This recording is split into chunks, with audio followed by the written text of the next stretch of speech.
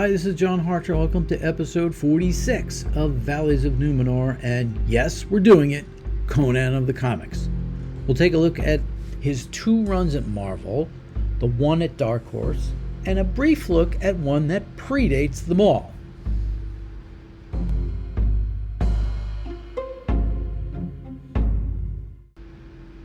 Episode 46, Conan of the Comics, Part 1. Yeah, this was a lot later than I thought I'd get to it. Originally I wanted to do this around Christmas, but I've worked ahead on Left Turn at Albuquerque and have the next Keep on Grooving episode almost ready, so now I can turn to this. Turned out to be a lot longer than I thought too. As you heard, this will be Part 1.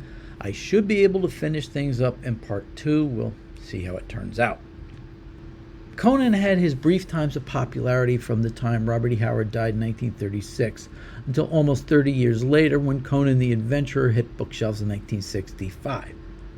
But surprisingly, somewhere else had a Conan comic book series. Mexico had one way back in 1952. It was called La Reina de la Costa Negra, which is Spanish for Queen of the Black Coast. I'm cribbing a lot of this from an article by Jeff Shanks on the An Age Undreamed Of site, so thanks in advance, Jeff. Conan aficionado Fred Blosser first brought these to widespread attention through an article in Savage Sword of Conan, but others had been trying to hunt them down a few years earlier. The series actually began in a book called Cuento de Abuelito, or Grandpa Stories. It later had its own series in the late 50s, then a separate one in the mid-60s. As expected, the general storyline of the strip was Conan's time with Bailey, but with one major difference. Conan was a big, blonde Viking. Not exactly what everyone pictures when they see Conan now, or how he was explicitly described by Howard. But it has its place in history as the first Conan comic. Back in the States, the paperback series became so successful it attracted the attention of Marvel writer Roy Thomas. He thought it might be a good idea to do a barbarian comic, just not this one at first. He suggested trying to get the rights to Lynn Carter's Throngor of Lemuria series. But Carter's agent wasn't very receptive, so Thomas decided to get in touch with the agent of the Howard estate, Glenn Lord, and decided to try for Conan. Much to his surprise, they made a deal. Thomas would write the series, but who would they get on art? Roy's first choice was his partner on the Avengers, Big John Buscema. But he was so busy with other work, including the Silver Surfer series of Stan Lee, that they had to look elsewhere. They ended up deciding on a new artist who'd begun to do work with the company, Barry Smith. He did an issue of X-Men before doing runs on Nick Fury, Agent of S.H.I.E.L.D. and Astonishing Tales, where he drew several issues with their version of Tarzan, Khazar of the Hidden Jungle. Since the Conan book was not high on their agenda, they sort of let Thomas and Smith have free rein to do what they wanted. The book was originally scheduled on a bi-monthly basis. A few years earlier, Marvel had tried an expansion by spinning characters like Captain America, Submariner, and Nick Fury into their own books, while Iron Man, Thor, Hulk, and Doctor Strange took over their respective books, but keeping the numbering, just changing the names. It left Marvel in a tenuous position, so they couldn't keep up a new book on a monthly basis. Conan the Barbarian came out in October 1970. Actually, it hit the newsstands anywhere from 3 to 6 weeks earlier, but we're going to use the cover dates to make things easy. It introduced the concept of the Cimmerian and his place in the Hyborian Age, hinting at his illustrious future. Sales were good, but slid each issue.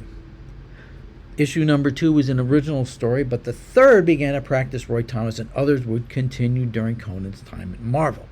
He took an unpublished Howard story about the Battle of Clontarf, the Grey God Passes, and converted it into a Conan story. It wasn't too hard because one of the characters was named Khan, so just stick an A there and it takes care of it. Issue number 4 was the first issue based on an original story from Howard, Tower of the Elephant, while the 5th issue, which may have actually been intended for the 3rd, was based on a Howard poem. After an original story in number 6, issue 7 featured an adaptation of God in the Bowl entitled The Lurker Within. Stan Lee had actually decided to pull the plug on the series here, but Roy talked him out of it. The next issue was an adaptation of the Howard synopsis L. Sprague de Camp and Lynn Carter has done as Hall of the Dead. But just as they couldn't get Carter's permission for Thronger, de Camp wouldn't give his permission to use any of his work on the Conan series, either the finishing of fragments and synopses or the news stories. So Roy and Barry changed the title to Keepers of the Crypt and carefully used just what was in the synopsis. On the cover, they decided to put some skeletons to imply the Hall of the Dead. Well, sales spiked and brought the magazine to new life. Issue 9 was a Conanization of the James Allison reincarnation story, The Garden of Fear. Now, issues 10 and 11 coincided with the era when Marvel decided to boost up the page count for their magazines. Some of them came out in October 1971, but most of the rest in November. In these larger stories, Roy and Barry did the backstory and full adaptation of Rogues in the House. This left the shelves a little bare for number 12, but Marvel decided to bring their titles back to regular size in December, so they cobbled an issue together. I'll go over the contents in a minute since it ties into a later issue. The next 3 issues had some assistance from other fantasy writers. The plot for number 13's Web of the Spider God was provided by John Jakes, who had his own fantasy series of stories with Brack the Barbarian. For 14 and 15, Roy enlisted the help of Michael Moorcock and his friend James Cawthorn to bring Elric of Melniboné to the comic books. They gave him a funny green hat, though, but it won several awards, so it was well received. Then Barry began to fall behind a little bit, so they came up with a solution. They found it in the form of an issue from a year earlier for a black and white magazine entitled Savage Tales that came out in May 1971. It contained a number of stories, most notably the first appearance of Man-Thing. But the issue kicked off with a 10-page adaptation of The Frost Giant's Daughter by Roy and Barry. For issue 16, they took the story, colored it, and slightly obscured some nudity, as well as add a new title page. But that only came to 11 pages. For the remainder, they reprinted a story the two did as sort of a tryout for Conan in the horror magazine Chamber of Darkness in issue number 4, The Sword and the Sorceress, not related to the 80s movie with the singular sorcerer. Now, a second issue of Savage Tales had been prepared with another Conan story by Thomas and Smith, plus a Man-Thing story with art by Neil Adams. This was canceled, but several stories were used in later magazines. The Man-Thing story turned up in Astonishing Tales as part of a Khazar story. Oddly enough, the strip Smith had worked on prior to Conan. And the Conan story was used for issue number 12. They also had Gil Kane draw a medievalish type story to fill it out. The original black and white version of the story has been reprinted, just not in one place. Thanks to Howard scholar Terry Allen, he's one of the people who hunted down some missing panels that turned up in a later reprint. So it's like it got printed one time, but with the wrong panels, and he found it in a later issue. Unfortunately, we still haven't gotten a complete reconstruction of the story in any of the collections. Maybe soon. I thought Corey would have done it. He's that type of guy, but... For issue 17 and 18, the duo did an adaptation of the Howard story Gods of Bal-Sagoth. Then starting with 19, the two planned a long multi-part epic entitled The Siege of Makalet. Unfortunately, things got messy on the art side. In issue 19, only the first half of the story was inked. The rest was colored right on top of the original pencils. Number 20 was okay, but for number 21, it took 3 pencilers, Barry Smith, Craig Russell, and Val Merrick, and 2 inkers, Dan Atkins and Sal Buscema, to get the issue out. Then for number 22, one that would adapt the Howard story Shadow of the Vulture and introduce a new character, the pages got lost somewhere along the way. So with the cover trumpeting the new story, the issue had a reprint of Conan the Barbarian number 1. But when number 23 did arrive, it heralded the debut of a new heroine. Well, sort of new. Robert E. Howard's original story of Shadow of the Vulture contained a red-headed firebrand named Sonia of Rogatino. Roy Thomas used her as a template and created his own version by changing the Y to a J, and with that, Red Sonja was born. Her story continued into 24, an issue entitled The Song of Red Sonja, and at the end she rode off to her own history, and eventually with a lot less clothes. But it also marked the end of Smith's tenure on the title. With his departure, Roy was able to get his original choice, Big John Buscema. Now, don't worry, I'm not going to go over every single issue. I just did the Smith run because it was important. I'll just touch on some highlights along the way. The Siege of Macalette finished up in number 25 and 26. Issue number 30 was an adaptation of Hand in Her Gal, a Howard fragment finished by Lynn Carter, who learned his lesson and gave his permission to use his version of it. Relating to this, issue 32 was supposed to be an adaptation of the DeCamp story Thing in the Crypt, but they still couldn't get permission from him, so they reworked it enough so it wasn't quite the same story. They also wanted to do an adaptation of his Castle of Terror, but again had to rework it. However, that issue, number 37, was notable for two things. First, it adapted the Howard short story, Curse of the Golden Skull, that featured Cull in a sentence or two. Second, it was the only new issue fully drawn by Neil Adams. As you'd expect, it's a beauty. Number 40 contained a shorter than usual story, so it was augmented by a reprint of a Lee Ditko story from the early days of Marvel. Why was it shorter? 1974 was a time of expansion for Marvel. The year before, the company revived the black and white magazine Savage Tales and relaunched it with number 2. The lead story would be an adaptation of the epic Conan story Red Nails, and the art would be done by none other than Barry Windsor Smith. He added the Windsor by then. Smith also did another story in the issue, an adaptation of the Howard poem Chimeria. With a cover by Neil Adams of Conan hurling someone over his head, it staked out a place for this style. Issue number 3 contained the conclusion of Red Nails. Issue number 4 had 2 Conan stories, the black and white version of Dweller in the Dark, the story from issue 12, but not quite the one that would have appeared in the 1971 version of Savage Tales number 2. Thanks, Terry. And an adaptation of the Howard story, The Dark Man, drawn by Gil Kane and inked by Neil Adams. Issue number 5 contained a new Conan story, The Secret of Skull River, drawn by Jim Starlin. It also had a Khazar story who'd take over the book for himself with issue number 6. While that was going on, Marvel started Deadly Hands of Kung Fu as a second black and white magazine, and it sold very well. With that, they decided to spin Conan off into his own black and white magazine. They took the story that was possibly slated for number 42, Curse of the Undead Man, co-starring Red Sonja, and used that for the lead story in Savage Sword of Conan number 1 from 1974. It also had a reprint of Frost Giant's Daughter that contained the title page from number 16 and an origin story of sorts for Red Sonja by Roy Thomas and Esteban Morado that explained where she got the chainmail bikini from. Conan and Sonja's story continued in the color comic. From there, the books took different paths. Conan the Barbarian continued the story of Conan's life in a linear fashion. Savage Sword of Conan jumped around quite a bit, eventually adapting the Howard stories that took place later in Conan's life.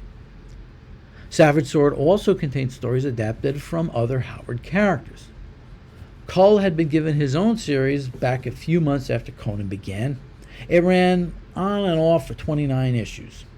His story went in and out of the black and white magazines before landing solely in Savage Sword for adaptations of almost all the main Cull stories. The same went for Solomon Kane. He appeared quite a bit in the magazine as well. He and Cull actually had their own magazine with Red Sonja for a few issues, but it quickly folded. Oddly enough, the story that introduced Solomon Kane, Red Shadows, ended up being printed in the color magazine Marvel Premiere. Would have loved to see that one straight in black and white. The Bram McMorn stories received adaptations as well, including one for Worms of the Earth, partially done by Barry Windsor Smith. But that wasn't all. In late 1974, Marvel launched a series of giant-sized issues in many of their major series. And in one case, it was a relaunch for a certain band of mutants. There were plans to also do a series of supergiant issues similar to DC's 100-page Super Spectaculars, but these never got off the ground. A story slated for it was used in number 40, which is why it was so short. But Giant Size Conan would focus on doing an adaptation of Howard's only Conan novel, Hour of the Dragon.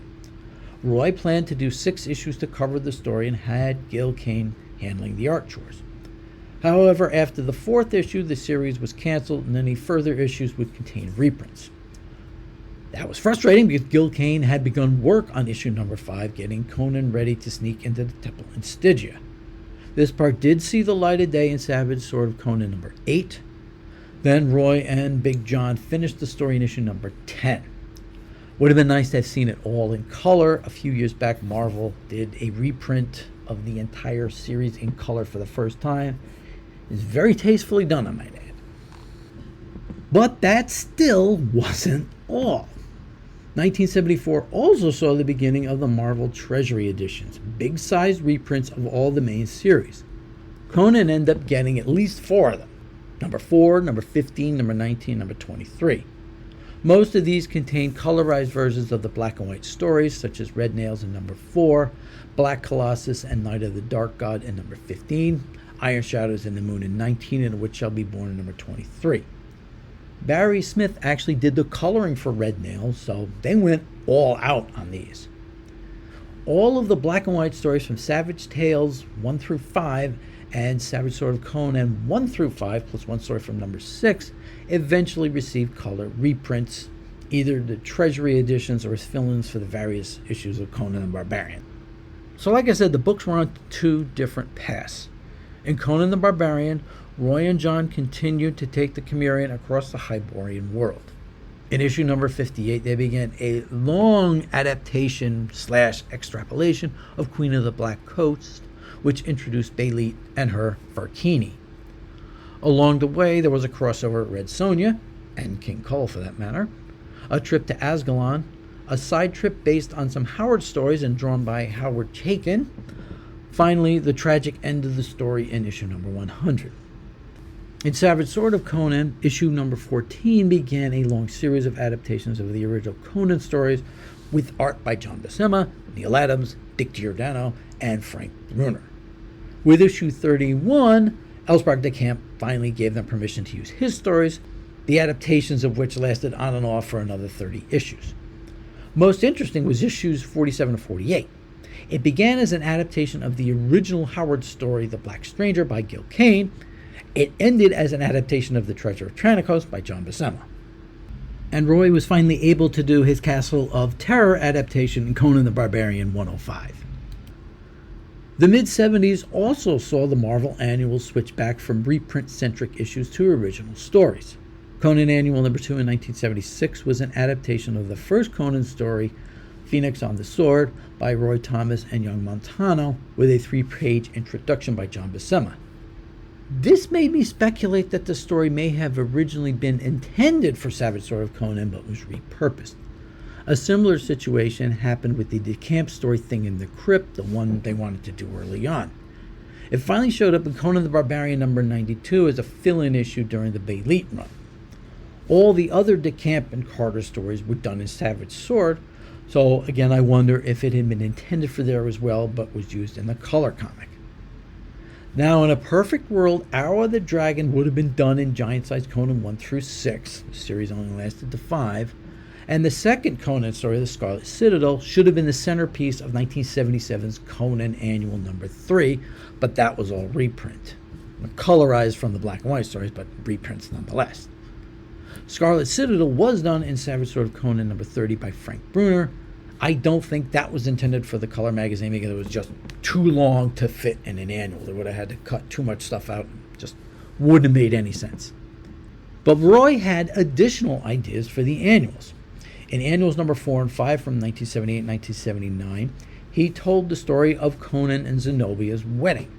He intended to continue in 1980 with a spread-out adaptation of Conan the Avenger, but it was not to be, in that form anyway. Roy Thomas left Marvel in 1980. Annual number 6 became an adaptation of a Howard story, King of the Forgotten People, which again I have to wonder if it was meant for Savage Sword of Conan. That's where they did these type of things.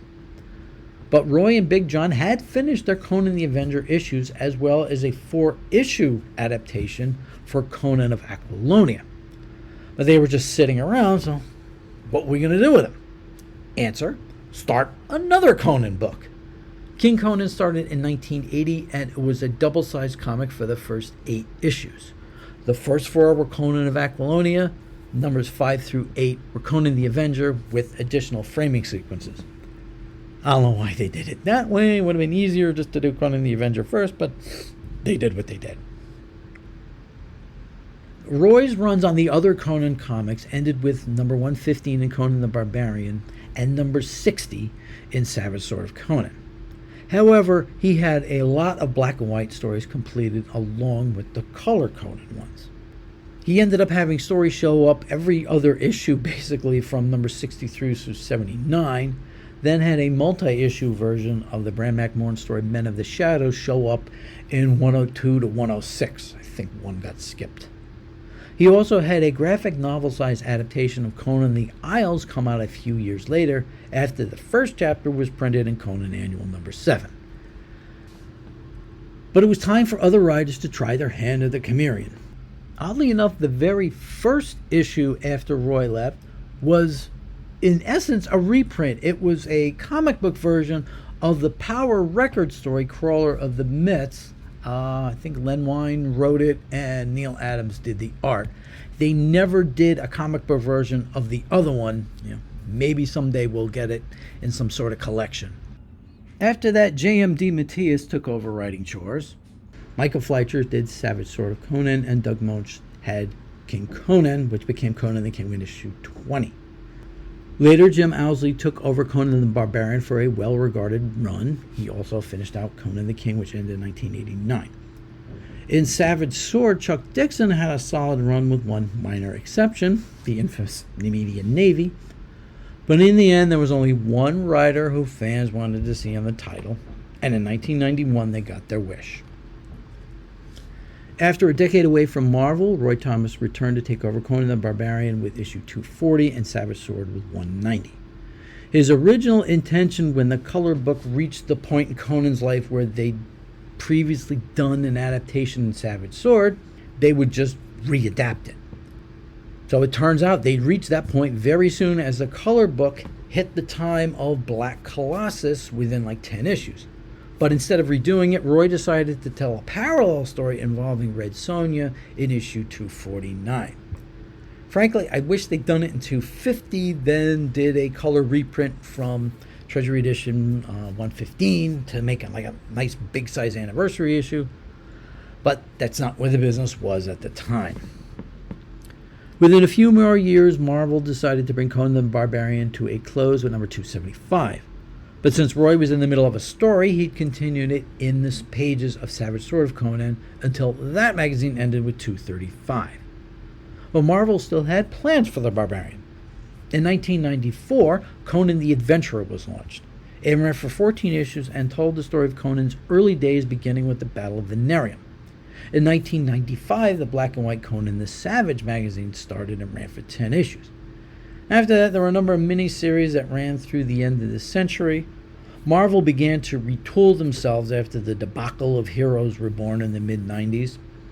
This rebirth would be led by the Busiek-Perez Avengers and would soon dabble into the gritty side with the Marvel Knights line. One thing that didn't fit was Conan, so the company decided to let the license go after 30 years. So that closed one chapter in the life of Conan in the comics, but a new one would soon begin.